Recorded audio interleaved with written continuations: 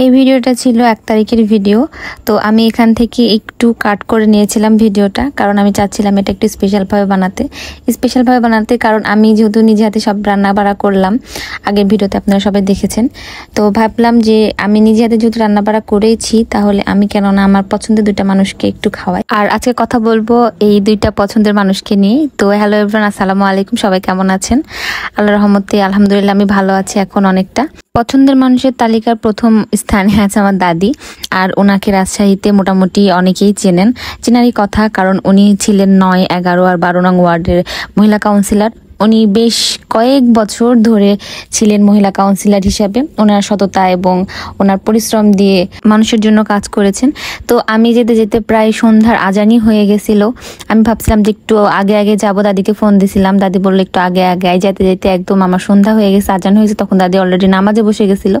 আমি বাসার সামনে যে দাঁড়াইছিলাম, কয়েকবার ফোন দেওয়াতে বুঝলাম যে দাদি হয়তো নামাজেই বসে আছে। দাদি যতদিন কাউন্সিলর ছিলেন উনি খুবই জনপ্রিয় একজন মানুষ ছিলেন।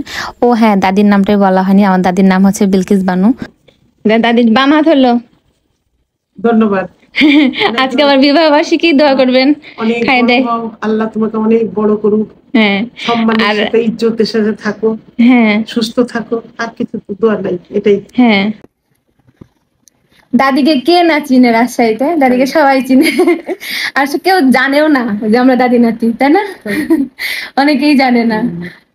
দেখ, আল্লাহ দাদিকে অনেক ভালো রাখুক। হ্যাঁ, ভালো আছি বুবু, অনেক ভালো আছি। আমি এগুলো খুলে নিই। দাদিকে খাবারটা দিলাম, আলহামদুলিল্লাহ দাদি অনেক বেশি খুশি হয়েছে। আর মাঝে মধ্যে যেহেতু আমি যাই, দাদি অনেক বেশি খুশি হয়। আর এই জায়গাটা আমার অনেক বেশি পছন্দ ছিল যখন আমি ছিলাম দাদির কাছে। তখন এই জায়গায় এসে আমি সন্ধ্যাবেলা বসে থাকতাম, কারণ এখানে একটা খুবই সুন্দর হাওয়া দেয় আর খুবই ভালো লাগে। তো এখন অনেকেই প্রশ্ন করতে পারেন যে আসলে বিলকিস দাদি আমার কেমন দাদি হয়। অ্যাকচুয়ালি দাদি হচ্ছে আমার দাদির বোন, সেই সূত্রে আমার দাদি। তো আপনজন, আমার খুবই কাছের আপনজন, খুব ভালোবাসার একটা মানুষ। আর এত বেশি ভালোবাসা দেয়, এত বেশি ভালোবাসা আমাকে।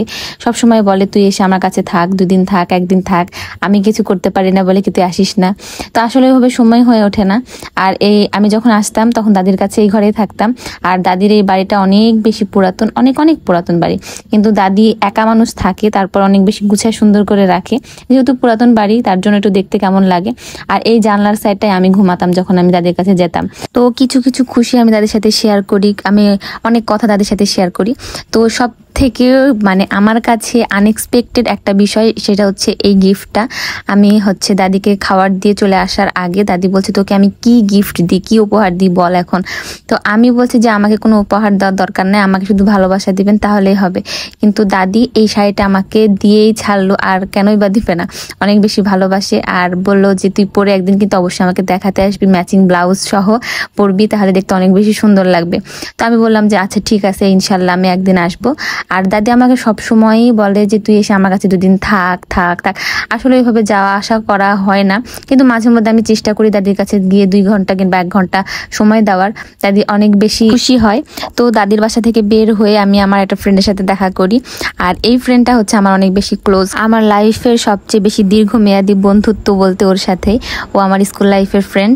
তো ওর সাথে দেখা করি। ওই আমাকে হচ্ছে যে প্রতি বছরই উইশ করে, আমার বার্থডে হোক, আমার অ্যানিভার্সারি হোক, যে কোনো কিছুতেই, ভালো কোনো ওকেশনে ওই সবার প্রথমে উইশ করার চেষ্টা করে। আমি দেখি যে না, ওই সবার প্রথমে উইশ করে।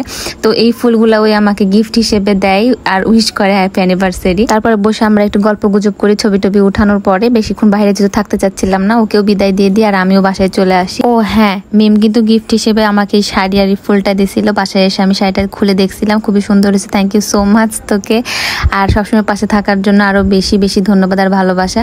আর এই 2টা মানুষকে স্পেশাল বলার একটাই কারণ যে আমার বিপদে আপদে কিংবা যে কোনো সময় আমার খোঁজ খবর রাখে, ভালোবাসা দেয়।